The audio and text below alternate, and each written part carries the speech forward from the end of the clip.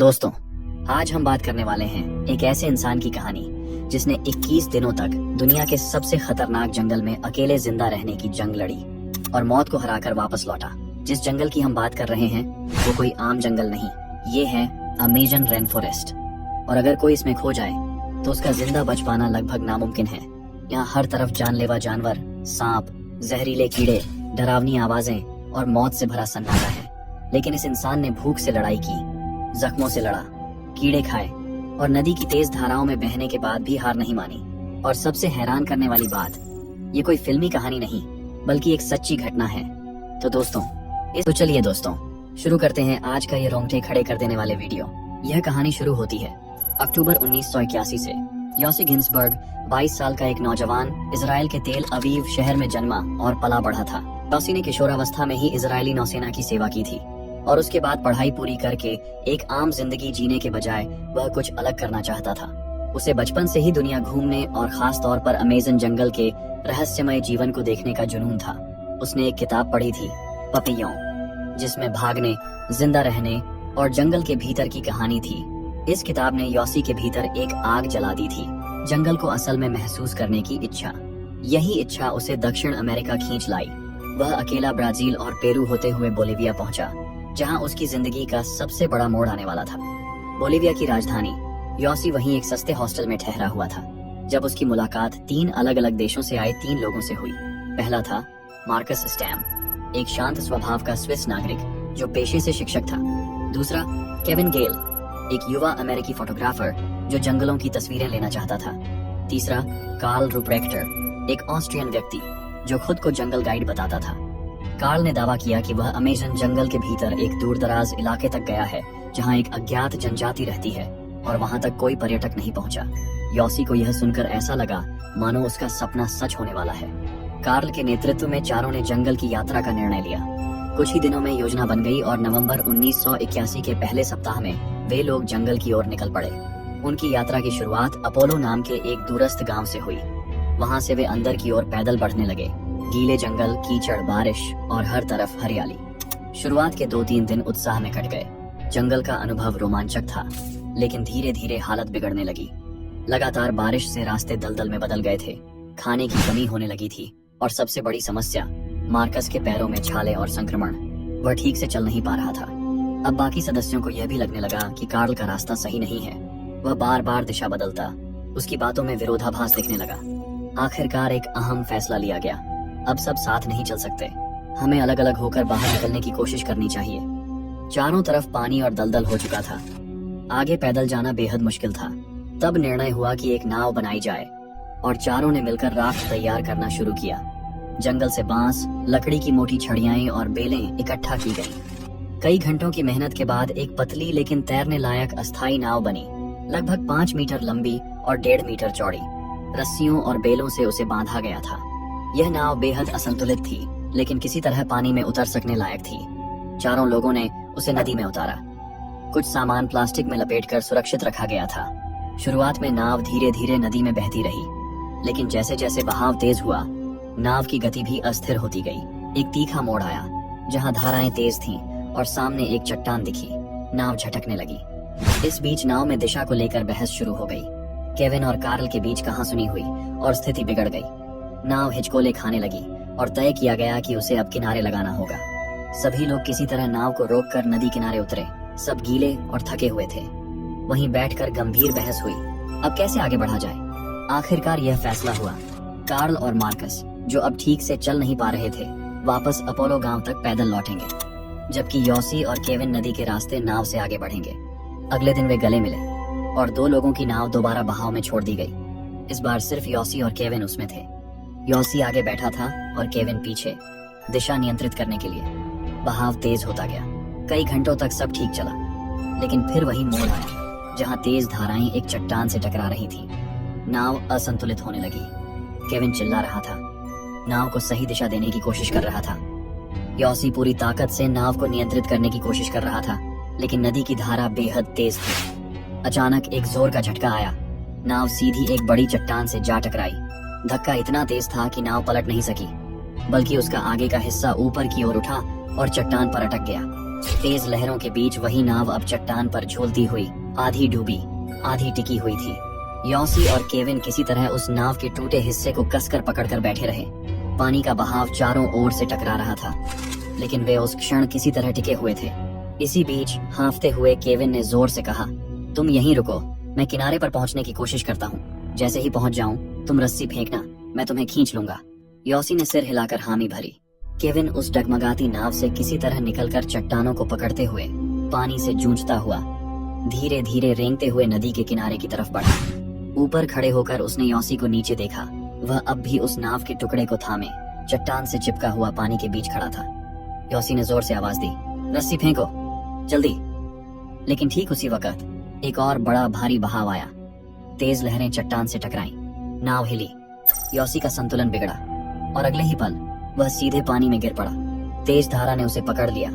यॉसी कुछ पकड़ने की कोशिश करता रहा, लेकिन सब बेकार।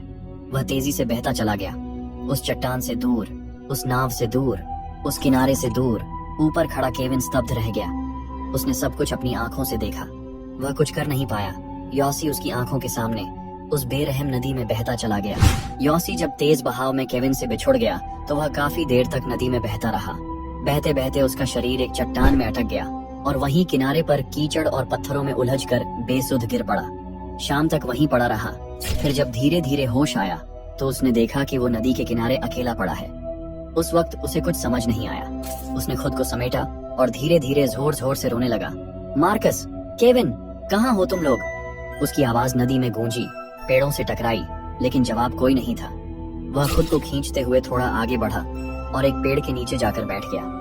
अब शाम ढल रही थी और जंगल का सन्नाटा तेज हो चला था। उस रात वह डर के साये में पेड़ के नीचे पड़ा रहा, आंखें खुली, शरीर कांपता हुआ। अगली सुबह जब वो उठा तो पानी की तलाश में फिर से नदी किनारे की ओर गया। तभी दूर से उसे किसी चीज के टकराने की आवाज सुनाई दी, जैसे कोई बर्तन किसी चट्टान से टकरा रहा हो। उसने दौड़कर आगे जाकर देखा तो एक बड़ा सा थैला पानी में उलझा हुआ था, वही बैग जो उसके साथ बहते समय नदी में गिर गया था। वह भागकर पानी में कूदा, पत्थरों से फिसलता हुआ किसी तरह बैग को खींचकर बाहर निकाला। बैग पूरी तरह भीग चुका था, लेकिन अंदर कुछ चीजें अब भी सलामत थीं। एक पुराना नक्शा, एक बाइबल और भूख कम करने की गोलियां। ये सब उसने उसी दिन अपनी यात्रा के वक्त साथ रखी थी और अब तीनों चीजें उसे वापस मिल चुकी थी। उसी शाम जब वो फिर अकेला जंगल में बैठा था, उसे अपने माथे पर कुछ चुभता सा महसूस हुआ। सूजन थी, लेकिन उसके अंदर कुछ हलचल थी। जब उसने गौर से देखा तो उसमें एक कीड़ा घुस चुका था। कांपते हाथों से उसने बैग से वो छोटी सी चाकू निकाली, फिर अपनी ही चमड़ी को धीरे धीरे चीर दिया। जिंदा कीड़ा उसके माथे से निकलते देख उसकी रूह कांप गई, दर्द से चीख निकल गई, लेकिन उसने हिम्मत नहीं छोड़ी। अगले दिन सुबह वह फिर नदी किनारे के रास्ते बढ़ा। चलते चलते उसे दो छोटे पक्षियों के अंडे दिखे। भूख अब असहनीय हो चुकी थी।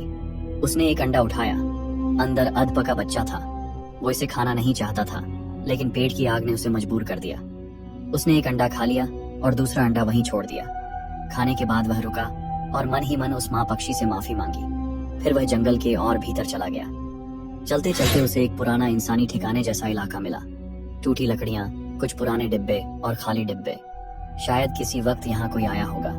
वह थोड़ी देर वहां बैठ गया। उसने अपने गीले मोजे निकाले और जैसे ही उसके पैरों की चमड़ी दिखी, घाव थे, मवाद बह रही थी। उसे याद आया जब मार्कस के भी पैर ऐसे ही सड़ने लगे थे। उसने वहीं बैठकर जोर जोर से रोना शुरू कर दिया। मार्कस, माफ कर दो, मुझे नहीं पता था तुम्हारे पैरों की हालत इतनी खराब हो गई थी। उसने अपने पैरों के घावों को देखकर यही सोचा, शायद मार्कस कभी जिंदा नहीं निकल पाया होगा। उसकी आंखों में सिर्फ उसका चेहरा था, थका हुआ, दर्द में डूबा हुआ। वह कुछ देर बाद फिर आगे बढ़ा। उसे एक जगह पैरों का निशान दिखाई दिया। कुछ उम्मीद जागी, लेकिन जब उसने ध्यान से देखा तो वही रास्ता था और थोड़ी ही दूरी पर वही अंडा पड़ा मिला जो उसने पहले खाकर वहीं फेंका था। यॉसी को समझ आ गया, वो चक्कर में फिर उसी जगह लौट आया है। वह चीख पड़ा, पेड़ों को लात मारी, खुद को जमीन पर फेंक दिया, जोर जोर से चिल्लाने लगा, क्यों बार बार यहीं? उधर दूसरी तरफ केविन नदी किनारे एक बड़ी चट्टान के पास बेसुध पड़ा था। तभी पास के गांव से आ रहे कुछ लोग लकड़ियां चुनने जंगल में निकले थे। उनमें से एक की नजर केविन पर पड़ी। उन्होंने दौड़कर देखा तो वो जिंदा था, मगर बहुत ही कमजोर और घायल हालत में। गांव वाले उसे सहारा देकर अपने साथ गांव ले आए। उन्होंने उसके जख्म साफ किए, खाना दिया और आराम कराया। 2 दिन तक केविन सिर्फ सोता रहा होश आता जाता रहा, लेकिन तीसरे दिन उसने आंखें खोली और पहली बात यही पूछी, यॉसी क्या वो जिंदा है? गांव वालों ने सिर झुका लिया, लेकिन जैसे ही केविन थोड़ा और ठीक हुआ, वह पास के पुलिस स्टेशन गया और अफसरों को पूरी कहानी बताई। अफसरों को शुरुआत में यकीन नहीं हुआ, लेकिन केविन ने हार नहीं मानी। उन्होंने एक हेलीकॉप्टर से तलाशी का आदेश दिया। उधर यॉसी अब जंगल में चलने लायक भी नहीं रह गया था। तभी उसे ऊपर से हेलीकॉप्टर की आवाज सुनाई दी। वह दौड़ा, हांफता हुआ एक खुली सी जगह तक आया और लाल कपड़ा निकालकर उसे हवा में लहराने लगा। हेलीकॉप्टर उसके ठीक ऊपर से गुजरा, लेकिन घने पेड़ों की वजह से कोई उसे देख नहीं पाया। हेलीकॉप्टर आगे निकल गया। यॉसी एकदम चुपचाप वहीं जमीन पर बैठ गया। उसकी आंखों से आंसू बह निकले। मैं यहाँ हूँ, मैं अब भी जिंदा हूँ। उधर केविन ने हेलीकॉप्टर से कुछ नहीं मिलने पर फिर गांव वालों से मदद मांगी, लेकिन गांव वालों ने कहा 3 हफ्ते हो गए हैं, अब तक तो वो मर गया होगा। लेकिन केविन ने हार नहीं मानी। इस बार वो खुद एक लकड़ी की नाव लेकर जंगल की ओर चल पड़ा, यॉसी को ढूंढने, चाहे जिंदा या मुर्दा। दोपहर के बाद यॉसी एक बड़े से पेड़ के नीचे बैठा हुआ था। उसके शरीर में अब कोई ताकत नहीं बची थी, आंखें लगभग बंद हो रही थीं और वो हल्की नींद में चला गया था। तभी उसे दूर से किसी की आवाज सुनाई दी, जैसे कोई कदमों की आहट हो। वह चौंक कर उठा और सामने देखा तो एक आदिवासी लड़की कुछ दूर खड़ी थी, घने पेड़ों के बीच छिपती सी, सहमी सी। जैसे ही उसकी नजर यॉसी से मिली, वह लड़की तेजी से भागने लगी। यॉसी ने लड़खड़ाते कदमों से उसका पीछा किया, चीख कर बोला, रुको, प्लीज रुक जाओ, मुझे मदद चाहिए। लेकिन लड़की रुकी नहीं और दौड़ती रही। यॉसी किसी तरह आगे जाकर उसे पकड़ने की कोशिश करता है और एक जगह पर थक कर जमीन पर बैठ जाता है। तभी वो लड़की पास आकर खड़ी हो जाती है। यॉसी हांफते हुए कहता है, मैं रास्ता भटक गया हूँ, मुझे मदद चाहिए। उसके पास भी न खाने को कुछ था, न पहनने को कुछ ढंग का। वह भी दिनों से भटक रही थी। यॉसी को थोड़ी तसल्ली मिली। उसे लगा अब वह अकेला नहीं है। उसने पेड़ के नीचे कुछ पत्ते इकट्ठा किए, कुछ सूखी टहनियां तोड़ी और लड़की के लिए जमीन पर एक बिस्तर सा बना दिया। फिर उसने उसे बहुत प्यार से बैठाया और फिर उसे लेटने को कहा। लड़की शांत थी, थकी हुई, और वह धीरे धीरे आंखें बंद करके सो गई। यॉसी भी वहीं बैठा रहा, पेड़ के तने से टिककर। अगली सुबह जब उसकी नींद खुली तो वह बुरी तरह से चौंक गया। वहां कोई लड़की नहीं थी, चारों तरफ बस जंगल था, सन्नाटा था। उसने कई बार इधर उधर देखा, आवाज लगाई, लेकिन कोई जवाब नहीं आया। तब उसे समझ आया, वह लड़की कभी थी ही नहीं, वो तो उसका भ्रम था, उसके मन की एक कल्पना जो अकेलेपन और मानसिक थकावट की वजह से बन गई थी। फिर भी वह आगे बढ़ता रहा। अब उसका मानसिक संतुलन डगमगाने लगा था। वो जंगल में अकेला चलते हुए हंसने लगा, पेड़ों से बातें करने लगा, जमीन से झुककर बातें करता, अपनी ही बातों पर खुद ही जवाब देता। वह पागलों की तरह पेड़ों के बीच नाचता सा आगे बढ़ रहा था। तभी उसका एक पैर अचानक किसी कीचड़ में फंस गया। वह घुटनों तक दलदल में घुस गया। उसने खुद को बाहर निकालने की बहुत कोशिश की, लेकिन जितना वह हाथ पैर मारता उतना ही गहराई में धंसता चला गया। अब वह छाती तक दलदल में धंस चुका था, लेकिन उसने हार नहीं मानी। बिना हिले बहुत धीरे धीरे, बहुत धीरज से खुद को बाहर खींचने की कोशिश करता रहा और आखिरकार कई घंटों के संघर्ष के बाद वह बाहर निकल पाया। अब वह घिसटता हुआ थोड़ा आगे बढ़ा। तभी कुछ ऊंची शाखाओं से उसके ऊपर अचानक हजारों लाल चींटियां गिर गईं। वो उसके पूरे शरीर पर रेंगने लगी, काटने लगी। तेज जलन, तेज दर्द। लेकिन यॉसी को इस दर्द में एक अजीब सी ऊर्जा मिली। उसने खुद को और ज्यादा उन चींटियों के नीचे कर दिया ताकि वो उसे और काटें और दर्द दें, क्योंकि अब यही दर्द उसे जिंदा महसूस करा रहा था। उसका शरीर कांप रहा था, आंखें लाल थीं, लेकिन इस पीड़ा ने उसमें एक बार फिर हिम्मत भर दी थी। उसने अपने शरीर को उठाकर फिर से आगे बढ़ाना शुरू किया। अब घुटनों के बल चलता हुआ वो फिर से जंगल के भीतर बढ़ता गया। तभी उसे दूर से पानी की आवाज सुनाई दी। वह घिसटता हुआ टूटे शरीर से वहां पहुंचा और देखा कि सामने एक नदी बह रही है। नदी के किनारे एक छोटा सा कछुआ बैठा था। यॉसी वहीं बैठ गया और उस कछुए से बातें करने लगा जैसे वह उसका कोई पुराना दोस्त हो। वह कहता है, मैं अब थक चुका हूँ, शायद मैं अब कभी बाहर नहीं जा पाऊंगा। कछुआ चुपचाप नदी की तरफ सरक गया और यॉसी बस उसे देखता रह गया।